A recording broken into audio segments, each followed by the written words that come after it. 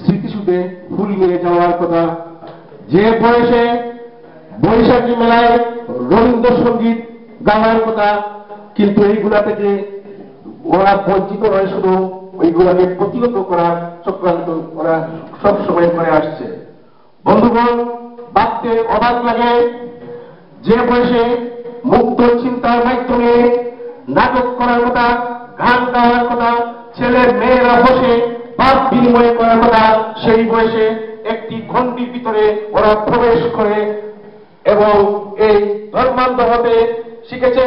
এবং যে বয়সে মুক্তিযোদ্ধাদের পক্ষে স্লোগান দেওয়ার কথা, সেই বয়সে মুক্তিযোদ্ধাদেরকে বিরুদ্ধে যারা ওদেরকে রক্ষা করার জন্য, ওদের বিচার ঠেকানোর জন্য ওরা রাস্তায় আন্দোলন এবং পুলিশের উপর আক্রমণ এবং জাতির উপরে চাপিয়ে পড়েছে।